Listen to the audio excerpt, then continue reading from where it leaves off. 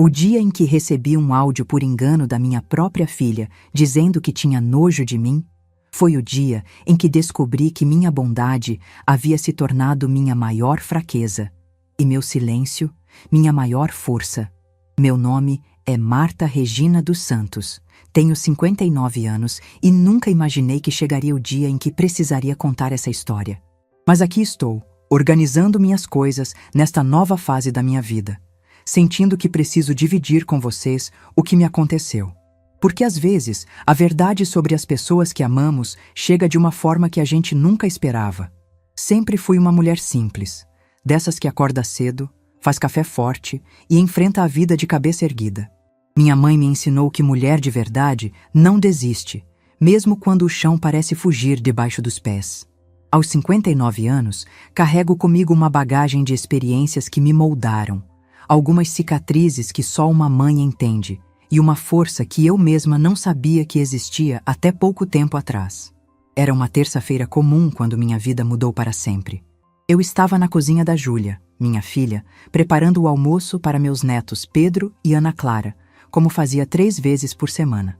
Fernando, meu genro, estava viajando a trabalho, e Júlia havia me pedido para ficar com as crianças enquanto ela resolvia umas coisas na cidade. Eu gostava desses momentos. Pedro, de 8 anos, sempre me ajudava a descascar batatas, contando sobre a escola com aquela empolgação que só criança tem. Ana Clara, de 5 anos, ficava no meu colo enquanto eu mexia o feijão, me chamando de vovó do jeito mais carinhoso do mundo. Nesses momentos, eu me sentia útil, necessária, amada. Estava temperando a carne quando ouvi o celular tocar. Era uma mensagem da Júlia. Pensei que fosse me avisar que estava chegando, ou pedindo para eu comprar alguma coisa que ela havia esquecido. Abri o áudio sem pensar muito, continuando a cozinhar enquanto escutava. Mas o que ouvi me fez parar tudo o que estava fazendo. Meu coração disparou e por um momento pensei que estava tendo um pesadelo. A voz da minha filha estava lá, clara como água, falando com alguém que eu não conseguia identificar. E o que ela dizia sobre mim era devastador. Ai, amiga, não aguento mais minha mãe. Tenho tanta vergonha dela, sabe? Ontem ela apareceu aqui na frente dos vizinhos com aquela roupa horrorosa, falando alto, sendo toda caipira. Me deu um nojo, uma vergonha. Eu finjo que tá tudo bem, mas ela me constrange demais. Os amigos do Fernando sempre perguntam quem é aquela senhora que vive aqui, e eu não sei nem o que responder.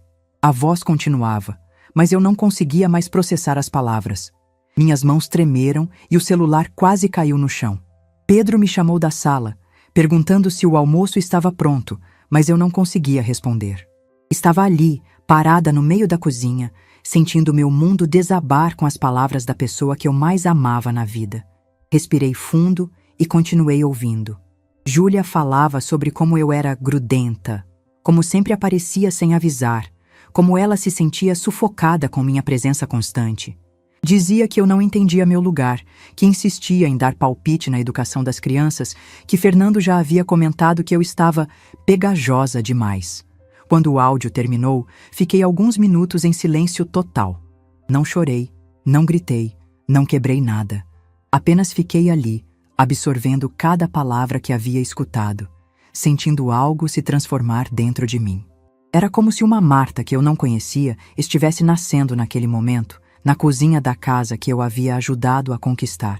Pedro apareceu na cozinha perguntando sobre o almoço. Olhei para aquele menino lindo, meu neto querido, e sorri como sempre fazia. Servi a comida, almocei com eles, ajudei Ana Clara a tomar banho, brinquei um pouco na sala. Agi como se nada tivesse acontecido, como se meu coração não estivesse partido em 1000 pedaços. Quando Júlia chegou em casa, por volta das 4 da tarde, me cumprimentou normalmente.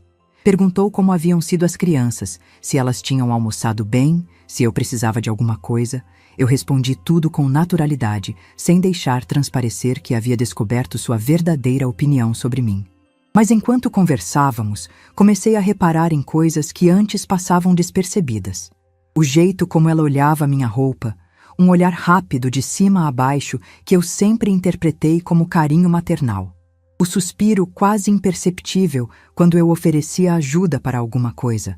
A forma como ela mudava de assunto quando eu começava a contar alguma história dos meus tempos de trabalho. Peguei minha bolsa e disse que precisava ir embora, porque tinha compromisso. Júlia nem perguntou que compromisso era esse, coisa que normalmente fazia.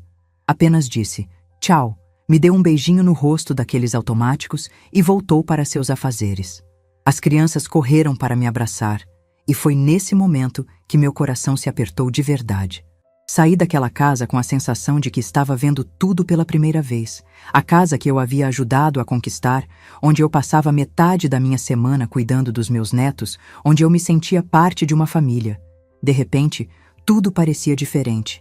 Eu não era parte de nada. Eu era um peso que eles carregavam por obrigação. Caminhei até o ponto de ônibus pensando em como havia sido cega durante todos esses anos. Quantas vezes Júlia havia demonstrado constrangimento comigo e eu não percebi? Quantas vezes ela tentou me afastar sutilmente e eu insisti em ficar? Quantas vezes interpretei frieza como cansaço, distância como correria da vida? No ônibus de volta para casa, comecei a lembrar de situações específicas. Uma vez, numa festa de aniversário do Pedro, uma amiga de Júlia perguntou se eu era a empregada. Júlia demorou alguns segundos para me apresentar como mãe, e quando fez isso, foi com um tom que na época interpretei como timidez. Agora entendia que era constrangimento. Outra vez, numa reunião da escola da Ana Clara, a professora elogiou minha dedicação com a neta e disse que era raro ver avós tão presentes. Júlia mudou de assunto rapidamente e depois, no carro, disse que eu não precisava ir em todas as reuniões, que ela dava conta sozinha. Na época, achei que era para eu não me cansar. Agora via que era para eu não aparecer. Cheguei em casa quando o sol estava se pondo. Moro numa kitnet simples, mas organizada, no bairro onde sempre vivi. É um lugar humilde, mas é meu. Tem uma cozinha pequena onde preparo minhas refeições, um quarto que serve de sala e dormitório, e um banheiro que mantendo sempre limpinho. Não é muito, mas é onde me sinto em paz. Sentei na única poltrona que tenho e comecei a chorar. Não um choro desesperado, mas um choro de quem finalmente entendeu uma verdade dolorosa. Chorei pela Marta que passou anos se humilhando sem perceber. Chorei pelos sacrifícios que fiz, achando que eram valorizados. Chorei pela ilusão de ser uma mãe querida e necessária, mas também chorei de alívio. Alívio por finalmente entender por que me sentia deslocada tantas vezes, por que minhas opiniões eram ignoradas, por que minha presença parecia ser tolerada ao invés de celebrada. Não era paranoia minha, não era insegurança, era real. Peguei meu celular e olhei para o áudio novamente. Júlia havia enviado por engano, isso era óbvio. Provavelmente estava conversando com alguma amiga pelo WhatsApp e se confundiu nos contatos. Ela não fazia ideia de que eu havia descoberto seus verdadeiros sentimentos sobre mim. E foi nesse momento que tomei uma decisão. Não ia confrontá-la. Não ia fazer drama, não ia cobrar explicações, não ia chorar na frente dela, pedindo para ela me amar de verdade. Ia fazer algo que ninguém esperava. Algo que mudaria tudo para sempre. Levantei da poltrona, lavei o rosto e comecei a planejar. O apartamento onde Júlia morava estava no meu nome. Sempre esteve. Quando ela se casou, eu dei entrada naquele imóvel usando toda a minha poupança, um empréstimo pesado e até vendi a aliança de ouro que era da minha mãe. Fiz isso de coração, querendo dar o melhor para minha filha. O apartamento ficou no meu nome, porque eu era a única que tinha comprovação de renda para o financiamento. Na época, combinamos que quando a situação financeira deles melhorasse, transferiríamos para o nome dela. Mas isso nunca aconteceu. Júlia sempre arranjava uma desculpa. As taxas estavam altas, não era o momento certo, estava sem dinheiro para os custos. Agora eu entendia por quê. Era conveniente para ela que o apartamento continuasse no meu nome. Se algo desse errado, se eles não conseguissem pagar as prestações, a responsabilidade seria minha. Mas se tudo corresse bem, ela continuaria morando de graça no imóvel que eu estava pagando. Naquela noite, deitada na minha cama estreita, olhando para o teto e ouvindo os sons do bairro, uma certeza tomou conta de mim. Eu não ia mais aceitar migalhas de afeto. Não ia mais me humilhar tentando conquistar um amor que claramente não existia. Ia fazer algo que deveria ter feito há muito tempo. Júlia achava que eu era motivo de vergonha? Ia descobrir o que realmente significava se envergonhar de alguém. Ela ia aprender, da forma mais dolorosa possível, que subestimou completamente a mulher que me tornei naquela noite. A verdade é que essa história começou muito antes daquele áudio cruel. Começou no dia em que descobri que Osvaldo, meu marido, me traía com uma mocinha de 20 e poucos anos da fábrica onde ele trabalhava. Júlia tinha apenas 4 anos quando meu mundo desabou pela primeira vez. Era uma sexta-feira de dezembro, quando minha vizinha, Dona Lourdes, bateu na minha porta com aquela cara de quem sabia de algo e não sabia como contar. Ficou enrolando até que soltou tudo de uma vez. Tinha visto Osvaldo beijando uma moça na porta de um motel. O choque foi devastador. Não porque eu não desconfiasse, mas porque achava que tínhamos um casamento sólido. Quando confrontei Osvaldo naquela noite, ele primeiro negou, depois admitiu tudo chorando. Me implorou perdão, prometeu mudança, mas eu olhava para aquele homem e só sentia nojo. Nojo da traição, das mentiras, de ter sido feita de boba. Pedi a separação no início de janeiro. Osvaldo ficou desesperado. Disse que eu estava destruindo nossa família, mas eu não mudei de ideia. Foi Dona Conceição, minha vizinha, quem me deu força para essa decisão. Ela havia criado 3 filhos sozinha e me disse algo que nunca esqueci. Marta, é melhor ser sozinha e ter dignidade do que ser casada e se sentir um lixo todos os dias. A partir daquele momento, foi só eu e Júlia contra o mundo.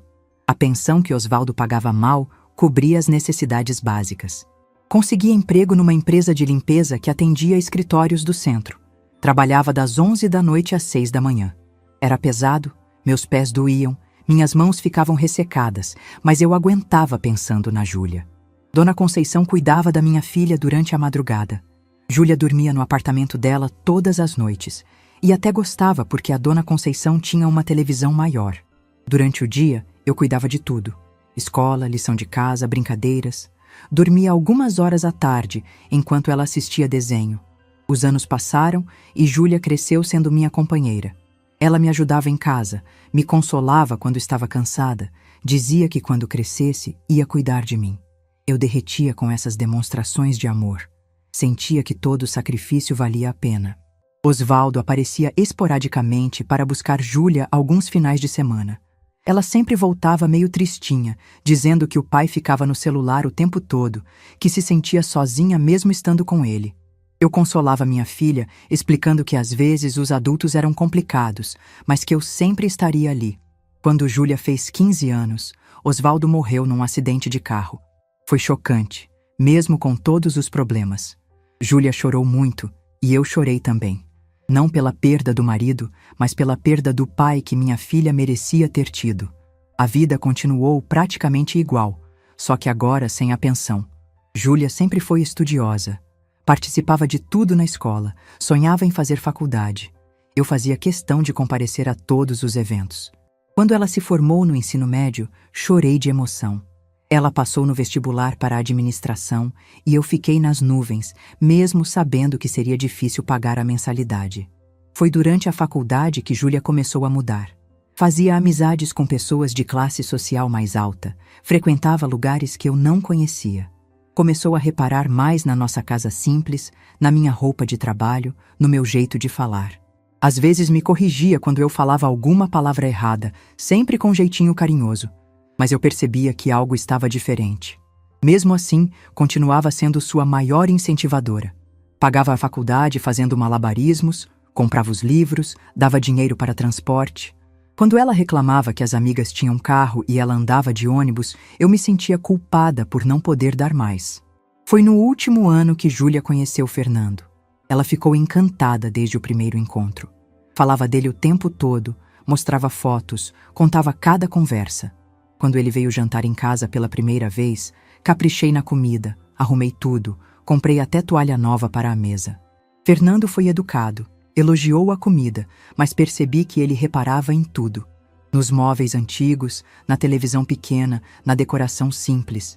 Júlia ficou tensa durante todo o jantar, falava baixo comigo, como se tivesse medo que eu dissesse algo inadequado. Quando ele foi embora, ela disse que eu havia sido ótima, mas senti algo forçado naquele elogio. A partir daquele dia, Júlia raramente trouxe Fernando em casa. Sempre tinham outros planos, outros lugares para se encontrar. Quando eu perguntava por que ele não vinha mais, ela sempre tinha uma desculpa. Ele estava ocupado, a família dele havia marcado algo, tinham outros compromissos. Mesmo com esses sinais, eu continuava acreditando que éramos inseparáveis. Júlia era minha vida, meu orgulho, minha razão de existir. Trabalhava para ela, sonhava para ela, fazia planos pensando no futuro dela. Tudo o que eu era tinha a ver com o bem-estar da minha filha. Durante todos esses anos, jamais passou pela minha cabeça que Júlia pudesse se envergonhar de mim. Achava que ela estava apenas crescendo, amadurecendo, criando sua própria vida, que era natural querer mais privacidade, mais independência. Nunca imaginei que por trás daquela distância crescente havia um sentimento tão cruel quanto o desprezo. Eu continuava me sacrificando, me diminuindo, aceitando migalhas de atenção, achando que estava sendo uma boa mãe. Não percebia que estava me tornando invisível na minha própria família, que minha presença era tolerada ao invés de celebrada. Não entendia que cada "obrigada, mãe" soava mais automático, cada abraço parecia mais protocolar. Até que aquele áudio chegou e destruiu todas as ilusões que eu havia construído sobre o amor da minha filha por mim. Nos dias seguintes, àquele áudio devastador, comecei a enxergar minha filha com olhos completamente diferentes. Era como se tivesse tirado uma venda que cobria meus olhos há anos. Cada gesto, cada palavra, cada olhar de Júlia passou a ter um significado que eu havia me recusado a aceitar antes. Na quinta-feira seguinte, ela me ligou pedindo para eu buscar as crianças na escola porque tinha uma reunião importante no trabalho.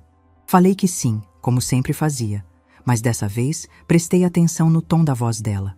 Não havia carinho, não havia gratidão. Era apenas uma ordem disfarçada de pedido, como se eu fosse uma empregada disponível para resolver os problemas dela.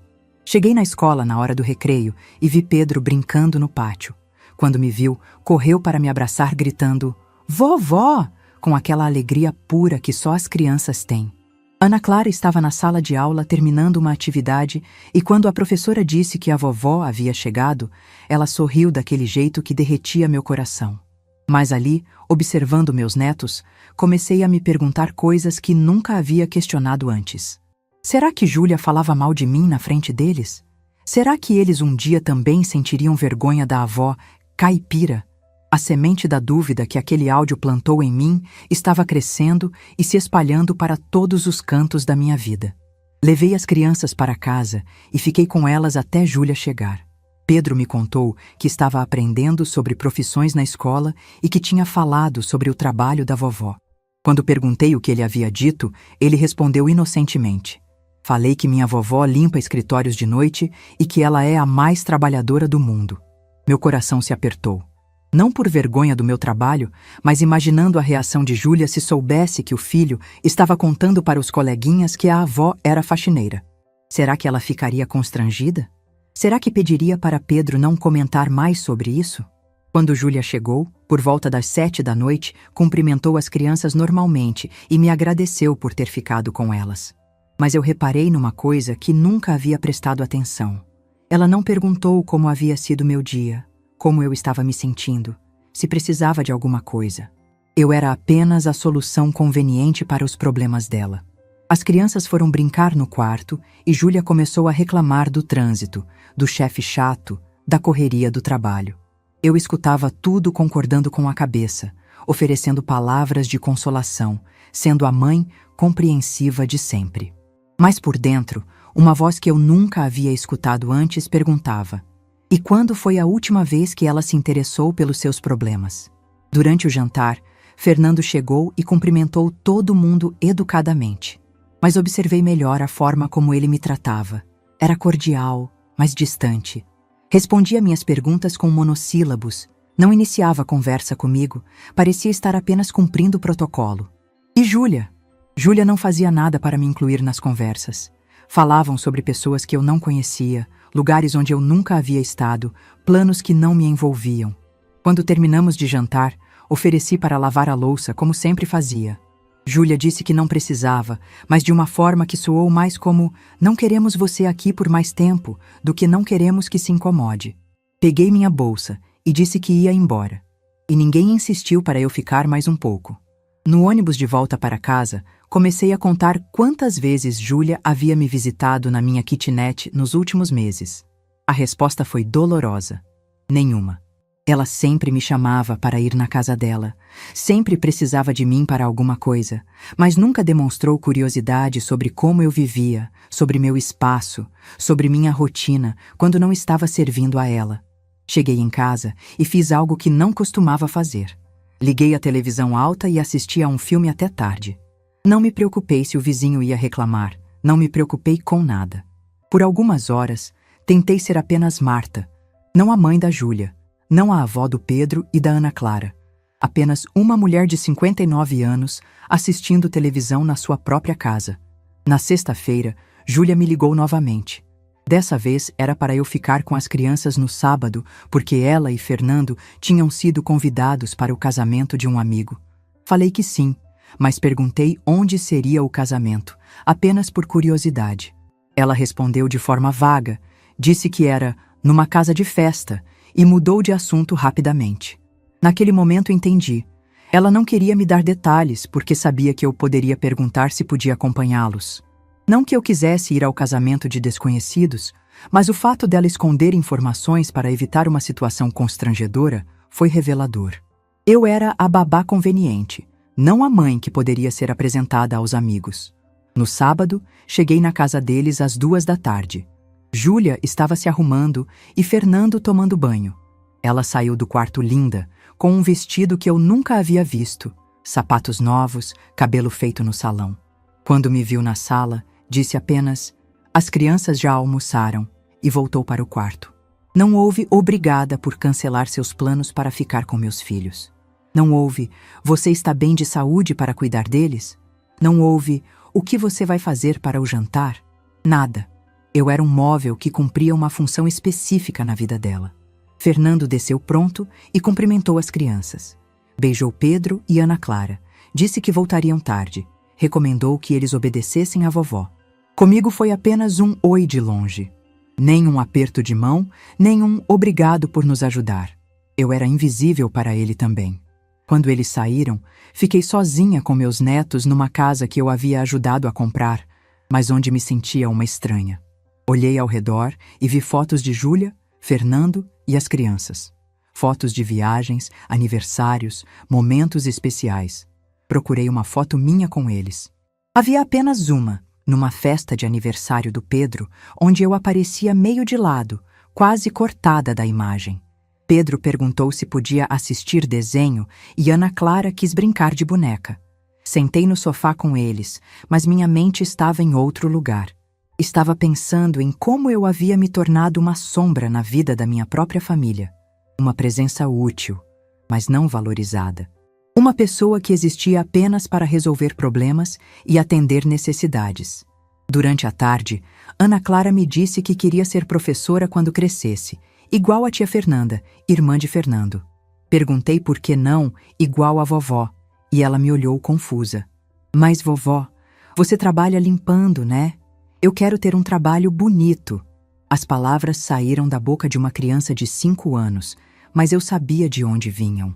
Alguém havia ensinado ela que meu trabalho não era bonito. Pedro, sempre mais observador, percebeu que eu fiquei quieta depois do comentário da irmã. Veio se sentar do meu lado e disse: "Vovó, eu acho seu trabalho legal. Você deixa tudo limpinho para as pessoas trabalharem." Aquela inocência me tocou, mas também me doeu. Até uma criança de 8 anos percebia que eu precisava de consolo. À noite, preparei o jantar das crianças e coloquei elas para dormir. Fiquei sozinha na sala esperando Júlia e Fernando voltarem. Era quase meia-noite quando ouvi a chave na fechadura.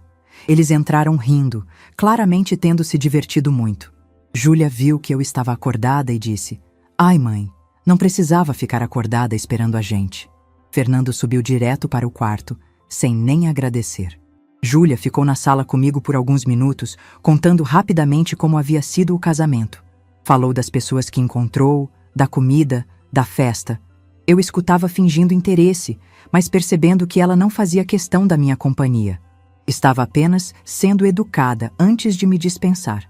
Quando ela disse que estava cansada e ia dormir, entendi que era minha deixa para ir embora. Peguei minha bolsa e me dirigi para a porta. Júlia me acompanhou e disse: "Obrigada, mãe", no mesmo tom que se agradece o entregador de pizza. Um obrigada automático, sem calor, sem significado real. Na rua, esperando o ônibus da madrugada, comecei a chorar. Não um choro dramático, mas lágrimas silenciosas de quem finalmente estava enxergando a realidade. Eu havia passado décadas da minha vida me sacrificando por uma filha que não me via como pessoa, apenas como uma função. Eu era a mãe babá, a mãe empregada, a mãe conveniência. O ônibus demorou 40 minutos para passar. 40 minutos ali sozinha, na madrugada de sábado, depois de ter passado o dia inteiro cuidando dos netos de graça, sendo tratada como uma prestadora de serviços. Nenhum dos dois havia se preocupado em perguntar como eu voltaria para casa, se tinha dinheiro para o ônibus, se estava segura andando sozinha àquela hora. Quando finalmente cheguei na minha kitnet, eram 2 da manhã. Tomei um banho quente, fiz um chá e sentei na minha poltrona pensando em tudo que havia observado naqueles últimos dias. Cada detalhe, cada palavra, cada gesto que confirmava o que aquele áudio havia revelado. Eu não era amada pela minha filha. Eu era tolerada por conveniência. E foi nesse momento que uma decisão começou a tomar forma na minha mente. Uma decisão que mudaria tudo para sempre. Se Júlia tinha vergonha de mim, se eu era um constrangimento na vida dela, então talvez fosse hora de parar de me humilhar, tentando conquistar um amor que claramente não existia. Talvez fosse hora de devolver essa vergonha para quem realmente deveria senti-la. Na segunda-feira seguinte, acordei com uma clareza mental que não sentia há anos. Fiz meu café da manhã devagar, olhando pela janela da kitnet e pensando em cada passo que daria a partir daquele momento. Não era mais a Marta que aceitava migalhas de afeto. Era uma mulher que havia descoberto seu próprio valor e não ia mais permitir ser tratada como lixo. A primeira coisa que fiz foi ligar para uma imobiliária que eu já conhecia, a mesma que havia me ajudado a encontrar meu apartamento atual anos atrás. Marquei uma conversa com o Sr. Marcos, o corretor que sempre foi honesto comigo. Disse que queria uma avaliação urgente de um imóvel que pretendia vender. Às 10 da manhã, estava no escritório dele. Sr. Marcos me recebeu com aquele sorriso genuíno de quem lembra da cliente trabalhadora que sempre pagou tudo em dia. Quando expliquei que queria vender o apartamento onde minha filha morava, ele ficou surpreso. Perguntou se havia algum problema familiar, se Júlia estava de acordo com a venda. Respondi com uma firmeza que me surpreendeu. Sr. Marcos, o apartamento está no meu nome, eu pago as prestações e quero vender. Não preciso de autorização de ninguém para isso. Ele fez algumas anotações e disse que enviaria um avaliador no mesmo dia para estimar o valor de mercado. Saí da imobiliária sentindo algo que não experimentava há décadas. Poder. O poder de tomar decisões sobre minha própria vida, sobre meus próprios bens. Durante anos, eu havia me comportado como se aquele apartamento fosse da Júlia, como se eu fosse apenas a garantidora de um sonho que não era meu. Na terça-feira, o avaliador foi até o apartamento. Liguei para a Júlia, avisando que ia aparecer com um técnico para verificar umas questões do seguro. Ela nem questionou, apenas disse que estaria trabalhando e que eu usasse minhas chaves. A naturalidade com que ela aceitou minha presença na casa dela mostrava como ela me via, como alguém que existia para resolver burocracias chatas. O avaliador, um rapaz sério chamado Eduardo, ficou impressionado com a conservação do imóvel. Disse que apartamentos naquela região estavam muito valorizados, especialmente os bem cuidados como aquele. Quando ele me deu o valor estimado, quase caí da cadeira. O apartamento valia quase o triplo do que eu havia pago na época. Eduardo explicou que eu poderia vender rapidamente se aceitasse um valor um pouco abaixo da tabela, ou poderia esperar alguns meses para conseguir o preço máximo. Respondi sem hesitar. Quero vender o mais rápido possível, mesmo que seja por um valor menor. Ele sorriu e disse que clientes decididos como eu eram raros. Naquela tarde, Júlia me ligou perguntando o que o técnico do seguro havia verificado. Respondi vagamente que era rotina, que estava tudo normal. Ela nem insistiu no assunto. Se tivesse demonstrado mais interesse, quem sabe eu não teria mudado de ideia. Mas aquela indiferença dela foi mais uma confirmação de que eu estava fazendo a coisa certa. Na quarta-feira, Sr. Marcos me ligou animado. Disse que já tinha 2 compradores interessados, ambos dispostos a pagar à vista. Um deles era um casal jovem que havia visto as fotos e se encantado com a localização. O outro era um investidor que comprava imóveis para alugar. Marquei para ver as propostas na quinta-feira. Quando cheguei na imobiliária, Sr. Marcos tinha uma expressão de quem tinha boas notícias. As 2 propostas estavam acima do que eu esperava. O casal oferecia um valor um pouco menor, mas se comprometia a fechar negócio em 1 semana. O investidor oferecia mais dinheiro, mas queria 60 dias para organizar a documentação. Escolhi a proposta do casal jovem. Não era pelo dinheiro, era pela rapidez. Queria que tudo acontecesse antes que eu perdesse a coragem. Antes que meu coração de mãe falasse mais alto que minha dignidade de mulher. Assinei a promessa e vendi naquele mesmo dia. Sr. Marcos me explicou todos os procedimentos legais. Como o apartamento estava no meu nome e eu era a única devedora no financiamento, eu poderia vender e quitar o saldo devedor com o valor da venda. Sobraria uma quantia boa para mim depois de pagar o que restava ao banco. Ele se ofereceu para cuidar de toda a papelada, inclusive para encontrar um advogado especializado se eu quisesse. Eu aceitei tudo. Queria que o processo fosse o mais profissional possível. Saí da imobiliária e caminhei até uma agência bancária. Abri uma conta poupança nova, separada da que eu já tinha. Queria que o dinheiro da venda ficasse guardado num lugar que só eu soubesse. Não era por desconfiança, era por independência. Pela primeira vez na vida, eu teria uma quantia significativa que seria completamente minha. Naquela noite, deitada na minha cama, comecei a fantasiar sobre o que faria com aquele dinheiro.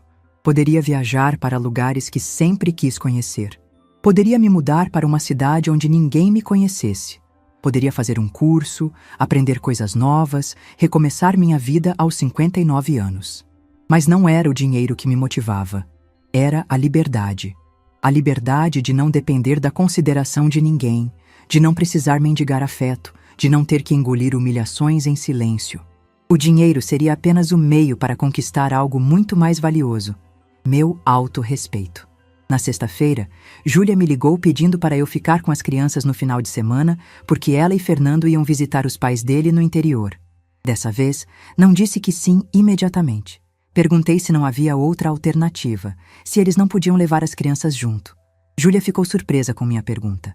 Disse que os avós paternos não tinham paciência com crianças pequenas, que seria mais tranquilo para todo mundo se elas ficassem comigo. Eu disse: está bem. Mas pela primeira vez, coloquei uma condição. Queria que eles me deixassem dinheiro para qualquer emergência que pudesse surgir. A surpresa na voz dela foi evidente. Mas mãe, que emergência? Eles vão ficar só 2 dias. Respondi firmemente. Júlia, criança sempre pode precisar de alguma coisa. Remédio, médico, lanche extra. Quero ter dinheiro na mão para não depender do meu. Ela concordou. Mas percebi que ficou incomodada com minha postura mais firme. No sábado, quando vieram me entregar as crianças, Fernando deixou R$ 50 na mesa da cozinha, como se estivesse pagando uma diarista. Não agradeceu, não perguntou se eu precisava de mais alguma coisa, não demonstrou qualquer gratidão. Peguei o dinheiro e guardei na bolsa sem constrangimento. Se eles me viam como prestadora de serviços, então eu cobraria como tal. Durante o final de semana com Pedro e Ana Clara, algo dentro de mim mudou definitivamente. Continuei sendo a avó carinhosa que eles conheciam, mas comecei a falar mais sobre mim mesma. Contei histórias da minha infância, dos meus sonhos, dos lugares que queria conhecer. Queria que eles soubessem que eu era uma pessoa, não apenas uma função. Pedro me perguntou por que eu nunca havia viajado para a praia, já que sempre falava que queria conhecer o mar.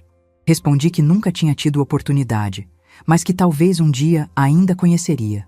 Ana Clara disse que quando crescesse, ia me levar para ver o mar.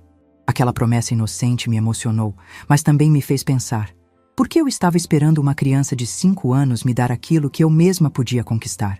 Na segunda-feira, enquanto esperava Júlia e Fernando voltarem, recebi uma ligação do Sr. Marcos.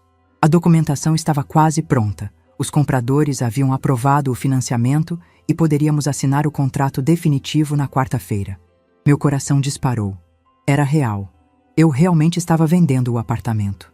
Quando Júlia chegou para buscar as crianças, ela parecia cansada da viagem.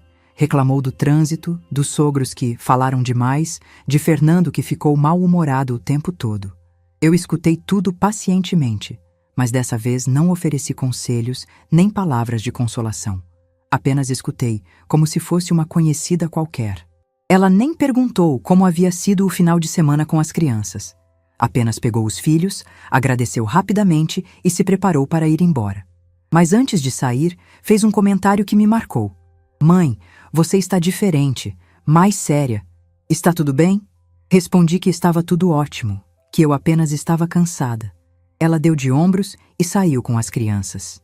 Nem passou pela cabeça dela que talvez eu estivesse cansada de ser tratada como capacho. Nem imaginou que sua mãe pudesse ter sentimentos próprios, frustrações próprias, limites próprios. Na terça-feira, fui até a agência bancária onde havia aberto a conta nova. Queria ter certeza de que tudo estava organizado para receber o dinheiro da venda. O gerente, um senhor simpático, me explicou todas as opções de investimento disponíveis. Disse que com aquela quantia eu poderia ter uma renda mensal boa para complementar minha aposentadoria. Mas eu não estava pensando em complementar nada. Estava pensando em recomeçar, em sair de Guarulhos, longe de quem me diminuía, longe de quem me via como obrigação. Queria descobrir quem era Marta Regina dos Santos, quando não precisava ser mãe de ninguém, avó de ninguém, salvadora de ninguém. Naquela noite, comecei a escrever uma carta. Não uma carta longa e dramática, mas algumas linhas que explicassem minha decisão. Queria que Júlia entendesse que eu havia descoberto a verdade, que não era mais a mãe ingênua que acreditava em qualquer migalha de carinho. Escrevi e reescrevi várias vezes até encontrar as palavras certas. Palavras que expressassem minha dor sem soar vitimista. Palavras que mostrassem minha força sem soar vingativa. Palavras que fossem o encerramento de um ciclo e o início de outro. Quando terminei a carta, guardei ela numa gaveta e me preparei para dormir. Na manhã seguinte, assinaria o contrato de venda. À tarde, entregaria as chaves para os novos proprietários. E depois disso, Júlia descobriria que havia subestimado completamente a mulher que me tornei. Na quarta-feira de manhã, acordei às 5 horas sem precisar de despertador. Meu corpo sabia que aquele seria o dia mais importante dos últimos anos da minha vida. Tomei banho com calma, vesti minha melhor roupa, um conjunto azul marinho que havia comprado para o casamento de uma prima, e fiz um café reforçado. Precisava estar forte para o que viria pela frente. Às 9 horas, estava no cartório com o Sr. Marcos, o casal comprador e o advogado que cuidou de toda a documentação. Maria e João, os compradores, eram um casal jovem e simpático que estava realizando o sonho da casa própria. Quando assinei a escritura definitiva, eles agradeceram emocionados, dizendo que eu estava mudando a vida deles. Ironicamente, eles não faziam ideia de como aquela venda estava mudando a minha própria vida. Entreguei as chaves com um sorriso genuíno. Aquele apartamento havia representado meu sacrifício maternal por anos, e agora representava minha liberdade. Era o fim de um ciclo e o começo de outro. Sr. Marcos me acompanhou até o banco para efetivar a transferência do dinheiro. Depois de quitar o saldo devedor do financiamento, sobrou uma quantia que me deixou impressionada. Era mais dinheiro do que eu havia visto junto na vida inteira. O gerente me cumprimentou como se eu fosse uma cliente VIP, oferecendo investimentos e serviços especiais. Mas eu não queria investir nada naquele momento. Queria apenas ter a certeza de que tinha recursos para desaparecer da vida de quem me desprezava. Saquei uma parte em dinheiro vivo e deixei o resto na conta poupança. Precisava de liberdade para me mover sem deixar rastros eletrônicos. Saí do banco por volta do meio-dia e caminhei até uma rodoviária. Comprei uma passagem para Sorocaba, cidade que escolhi por não conhecer ninguém lá. Queria ir para um lugar onde pudesse recomeçar sendo apenas Marta, sem carregar o peso de ser a mãe decepcionante de alguém. A passagem era para o dia seguinte, quinta-feira, às 7 da manhã. Daria tempo para executar a parte final do meu plano. Deixar a carta para Júlia de uma forma que ela nunca esqueceria. Não queria confronto, não queria drama. Queria apenas que ela encontrasse minha mensagem e entendesse que havia subestimado completamente a mulher que eu me tornei. Voltei para minha kitnet e comecei a organizar minhas coisas. Não tinha muito para levar. Algumas roupas, fotografias importantes, documentos pessoais. Guardei tudo numa mala pequena e numa bolsa de viagem. O resto, móveis velhos, utensílios de cozinha, livros, decidi deixar para trás. Queria viajar leve, sem bagagem do passado. À tarde, peguei minha chave do apartamento que acabara de vender e fui até lá pela última vez. Os novos proprietários ainda não haviam se mudado, então eu tinha algumas horas para executar meu plano final. Entrei naquela casa onde havia passado tantos momentos, onde havia cuidado dos meus netos, onde havia me sentido rejeitada tantas vezes. Sentei na mesa da cozinha e tirei a carta que havia escrito na noite anterior. Li mais uma vez para ter certeza de que expressava exatamente o que eu queria dizer. Não era longa, mas cada palavra havia sido escolhida cuidadosamente. Era minha declaração de independência emocional. Escrevi no envelope: para Júlia, de sua mãe que descobriu seu valor. Deixei a carta bem no centro da mesa da cozinha, onde ela não poderia deixar de ver. Ao lado, coloquei as chaves que ela sempre usou para entrar naquele apartamento. As mesmas chaves que agora não serviam mais para nada. Caminhei pelos cômodos uma última vez, lembrando de momentos específicos. A sala onde brincava com Pedro e Ana Clara. O quarto onde às vezes colocava eles para dormir. A cozinha onde preparei centenas de refeições. Cada espaço tinha memórias, mas nenhuma delas me prendia mais ali. Saí do apartamento e fechei a porta definitivamente. Não olhei para trás. Aquele capítulo da minha vida estava encerrado de forma definitiva e irreversível. Devolvi as chaves para o Sr. Marcos e disse que não queria mais contato algum relacionado àquele imóvel. Naquela noite, jantei num restaurante simples perto de casa. Não queria cozinhar na minha kitnet pela última vez. Não queria criar mais memórias naquele lugar. Comi devagar, observando as pessoas ao meu redor, imaginando as vidas que elas levavam, os problemas que enfrentavam, as alegrias que cultivavam. Por volta das 8 da noite, meu celular tocou. Era a Júlia. Meu coração disparou, mas eu não atendi. Ela ligou mais 2 vezes seguidas, e depois parou. Imaginei que havia chegado ao apartamento e encontrado a carta. Imaginei a confusão, o desespero, a raiva, mas não senti pena. Senti alívio. Voltei para casa e terminei de arrumar minha bagagem. Coloquei algumas fotografias dos meus netos na bolsa. Mesmo com tudo que havia acontecido, Pedro e Ana Clara eram inocentes nessa história. Um dia, quando fossem mais velhos, talvez entendessem por que a vovó havia desaparecido da vida deles. Por volta das 10 da noite, Júlia ligou novamente. Dessa vez eu atendi, mas não disse alô. Apenas fiquei em silêncio escutando. Ela estava desesperada, chorando, gritando. Mãe, atende! Eu sei que você está aí. O que você fez? Onde você está? A gente chegou aqui e tem gente estranha na nossa casa. Continuei em silêncio. Queria escutar tudo o que ela tinha para dizer, agora que finalmente havia entendido as consequências dos próprios atos. Ela continuou. Mãe, pelo amor de Deus, responde. As crianças estão perguntando por que tem gente na casa delas. Eu não sei o que responder. Foi quando falei, com uma calma que me surpreendeu. Júlia, você devolveu a vergonha que sentia de mim. Agora eu estou devolvendo a casa que estava no meu nome. E desliguei o telefone. Desliguei e o deixei desligado, para que ela não pudesse mais me incomodar naquela noite. O silêncio que se seguiu foi o mais poderoso da minha vida.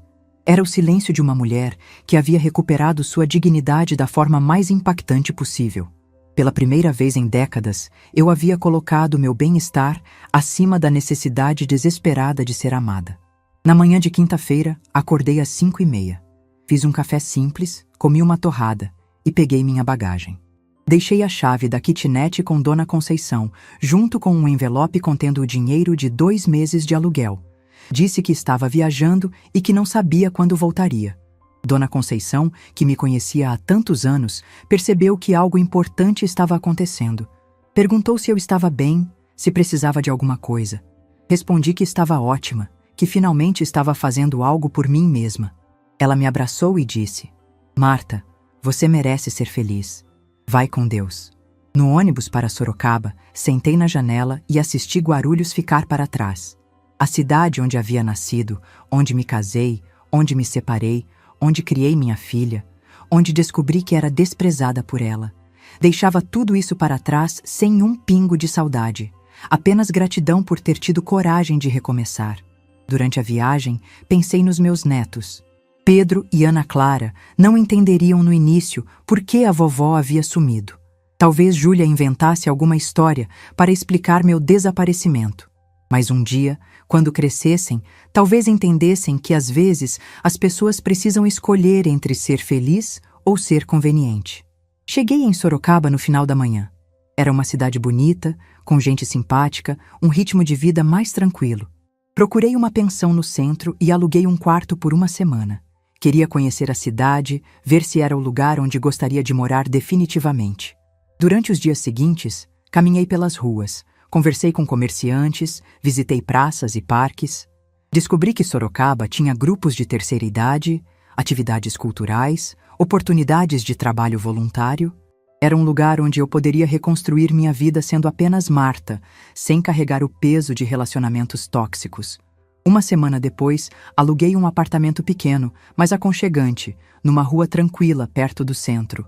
Comprei alguns móveis básicos e comecei a criar meu novo lar.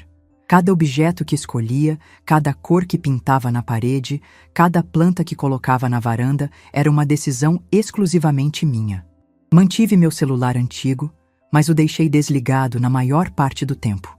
Precisava de silêncio para me curar, para entender quem eu era, longe de quem me diminuía.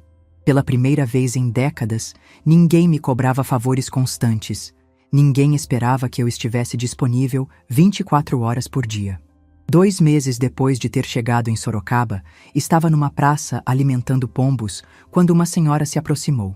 Era Dona Vera, de 67 anos, que havia perdido o marido no ano anterior e também estava recomeçando a vida numa cidade nova. Conversamos a tarde inteira e descobrimos que tínhamos muito em comum. Dona Vera me apresentou outras pessoas do grupo de terceira idade da igreja local. Eram pessoas que, como eu, haviam passado por desilusões familiares, perdas, decepções, mas que escolheram seguir em frente ao invés de se entregar à amargura. Era minha nova família, uma família que me escolheu e que eu escolhi também. 3 meses depois de ter chegado em Sorocaba, decidi ligar meu celular pela primeira vez em semanas. Tinha dezenas de mensagens perdidas, mas uma me chamou a atenção. Era de Júlia, enviada apenas 2 dias antes. Mãe, eu sei que você não quer falar comigo, mas preciso te contar que Pedro está no hospital. Não é grave, mas ele está perguntando por você. Se ainda se importa com seus netos, por favor me ligue. Meu coração disparou. Liguei imediatamente para Júlia. Ela atendeu no primeiro toque, como se estivesse esperando minha ligação. Sua voz estava rouca, cansada. Mãe, é você mesmo? Perguntei sobre Pedro, e ela explicou que ele havia tido uma crise de bronquite. Já estava melhor, mas havia chorado pedindo pela vovó durante toda a internação. Júlia, então, fez algo que nunca havia feito. Chorou ao telefone comigo e pediu desculpas. Disse que os últimos meses haviam sido os piores da vida dela, que só depois que eu saí é que ela percebeu o quanto dependia de mim, não só para cuidar das crianças, mas como pessoa. Disse que havia ouvido aquele áudio tantas vezes que já sabia de cor e que se envergonhava profundamente das palavras que havia dito. Escutei tudo em silêncio, mas dessa vez não era um silêncio de submissão. Era o silêncio de uma mulher que aprendeu a ouvir sem se anular. Quando ela terminou de falar, respondi com calma.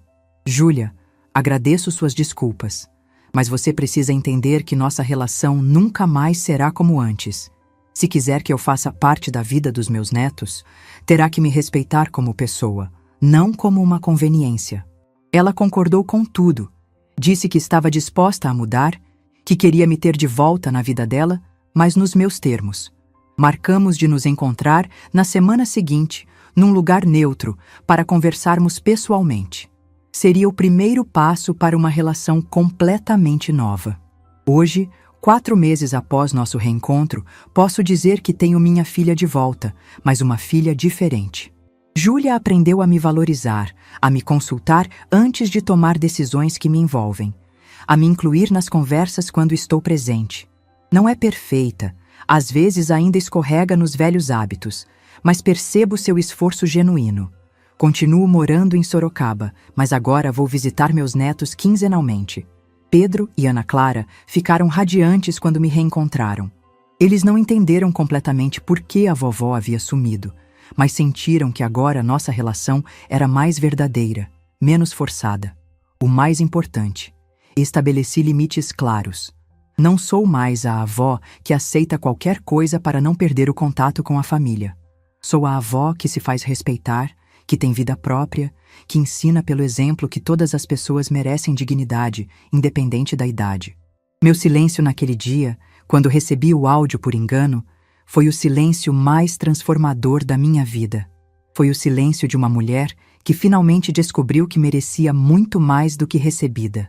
E essa descoberta, aos 59 anos, foi o presente mais valioso que já me dei.